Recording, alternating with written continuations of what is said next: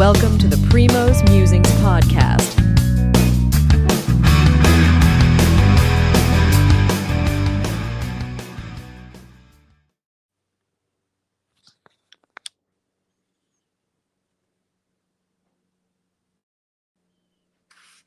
Hello, good morning, Dan. How are you doing? I'm great. Good morning to you. Thank you. All right. It's been a while since we did this podcast. I know with the Golf Players Championship going, but I think the focus now turns on Indian Wells, the semifinal. We do have an amazing U.S. Open rematch between Sinner and Alcaraz.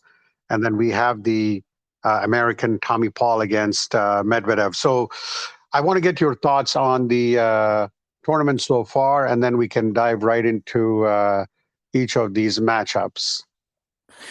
Yeah, so I mean, it's been a fun tournament to watch. Unfortunately, I haven't been able to watch as much as I would have liked to for life gets in the way reasons. But the matches I've watched have been great. Just it's a great atmosphere out there, beautiful venue, and the play has been pretty good overall. I mean, it's been pretty much holding up, kind of true to form, kind of chalk-like for 3/4 of the men that we see in the semifinals here. We got the 2, the 3, and the 4 seed.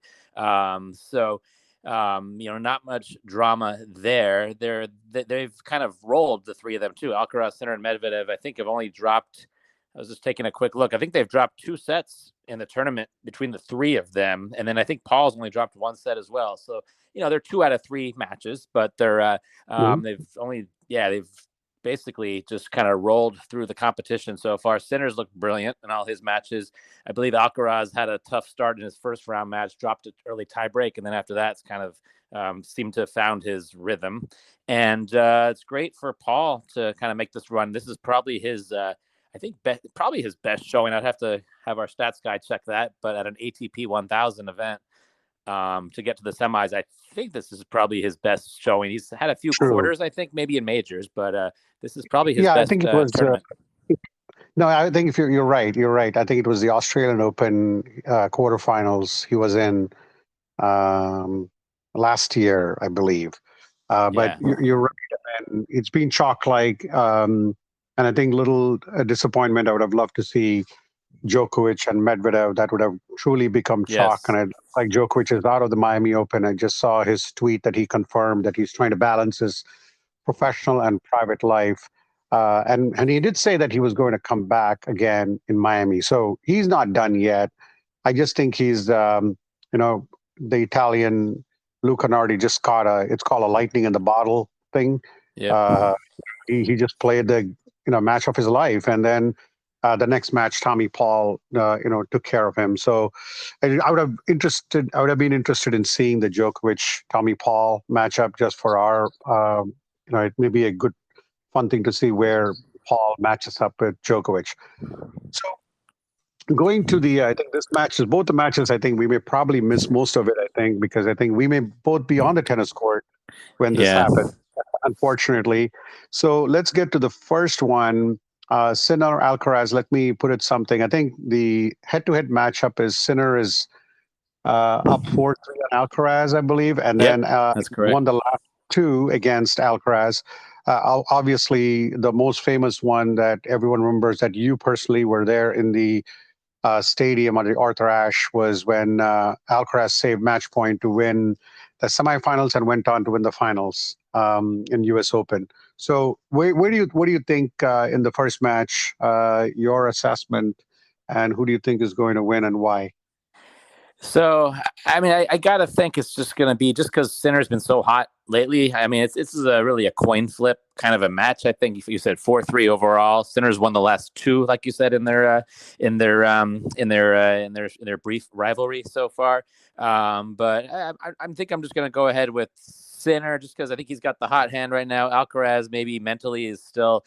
I mean, obviously he's he's 3 or 2 in the world. I wouldn't say mental is his issues, but I think it's still, he might just be questioning whether he's had a few bad losses over the last few months, and Sinner's just been on a roll. So I think Sinner's just mentally right there. He's so strong. His confidence is there.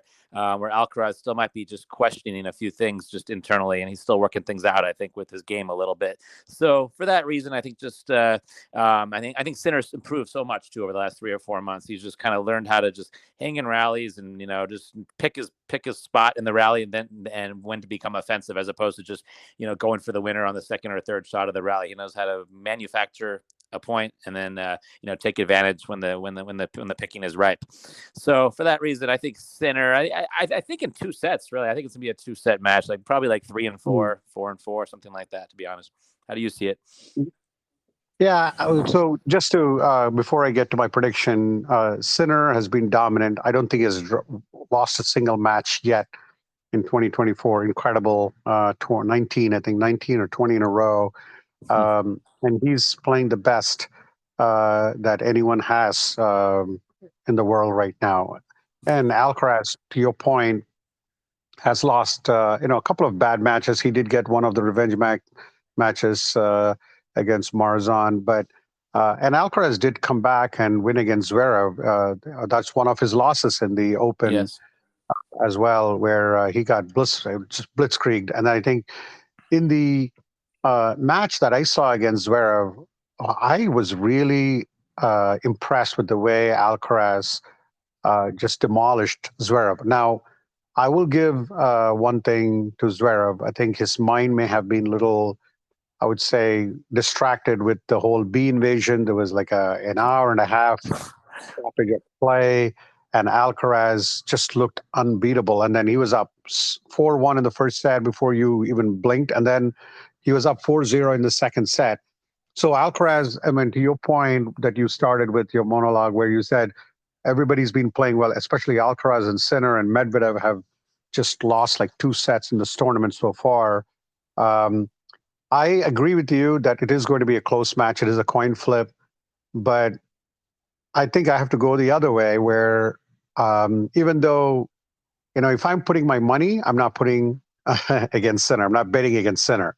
But since we're not betting with money here, I think Alcaraz, I mean, even his strokes, I mean, he was shortening a lot of the points. I mean, he had this forehand that was working really good in his favor. So I'm actually going to go the other way in a 3-setter where Alcaraz beating Sinner to go to the final, and that would be a back-to-back for him if he gets to the final again. Yeah. So yeah, that's where I think it's a coin flip, but I think I'm going to go with Alcaraz. Let's go to the next one, Tommy Paul and Medvedev, and your thoughts on who could win it. I mean, I think Medvedev. I saw Medvedev against Rune. That match was very close, much closer than what you think it was. I think Rune should have easily won the second set and gone to the third set. And but let's look at and then Tommy Paul. I've been very impressed with him overall. This tournament has played the best tennis of his career so far. Maybe this is I think in my earlier podcast I did mention that this is a great opportunity for Tommy Paul to get to the top 10, and that's probably the best American right now. I mean, I know we have Fritz and Tiafoe, but to me, Tommy Paul is playing like the best American right now left on tour. So your thoughts on this matchup?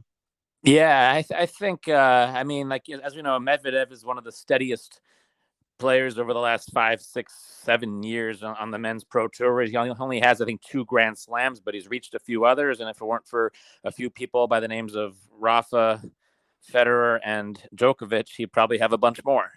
So it's just kind of a function of the time that he's playing and that he doesn't have a handful more Grand Slams. So Medvedev, obviously one of the greats, just a consummate baseliner, backboard, he's just a consummate grinder.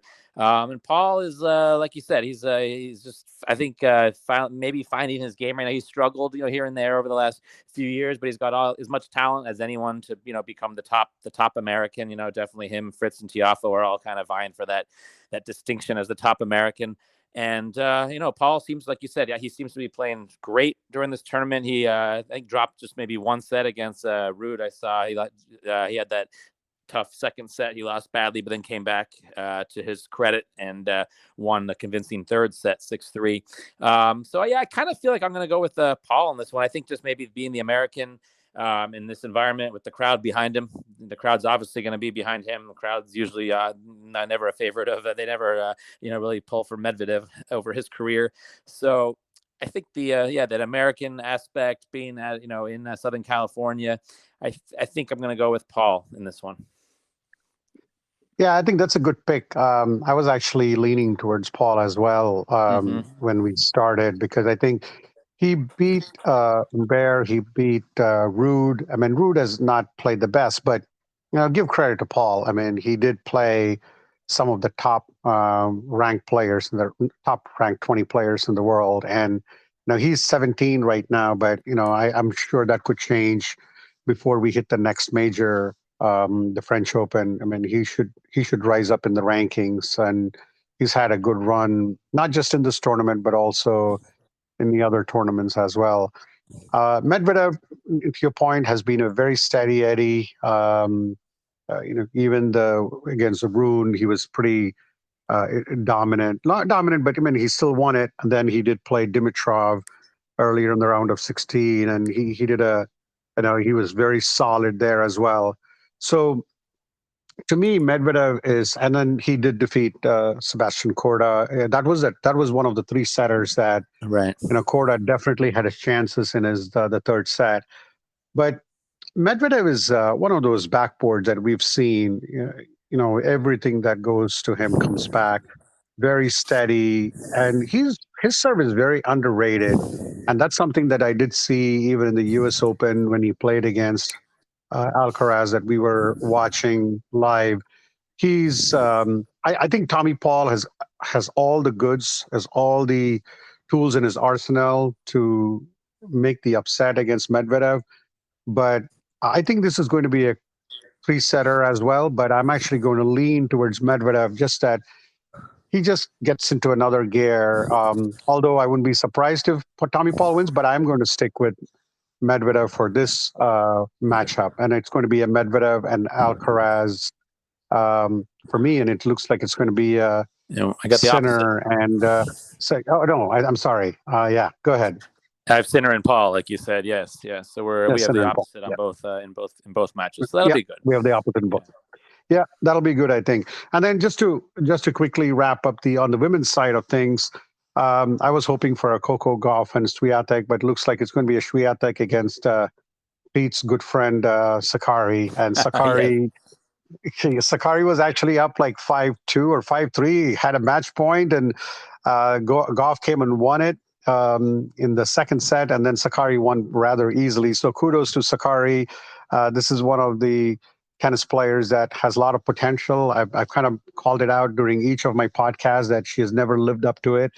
But I think it's going to be Swiatek and Sakari, and let's see who comes on top. So I think this is great. What do you think? Any thoughts on the women's before we wrap up? And then I think it's going to be.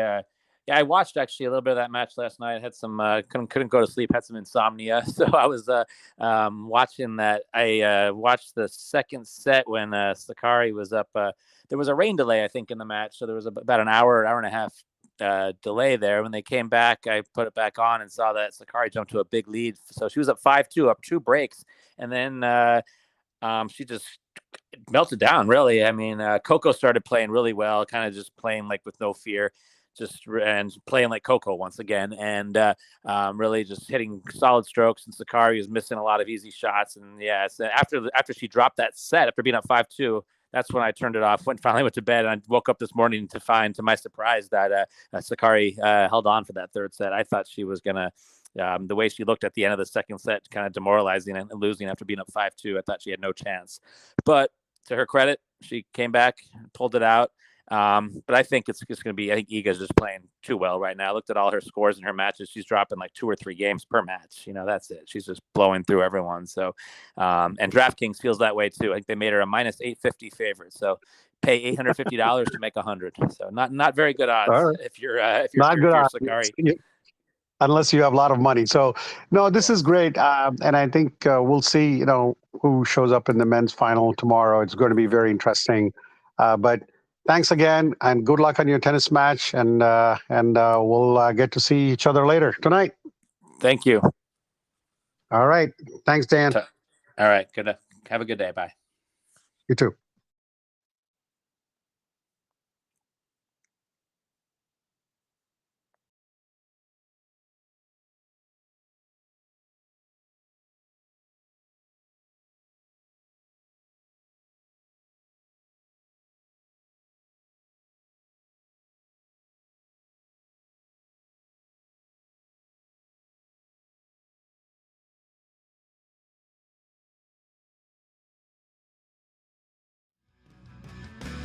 Thank you for listening. Primo will be back soon.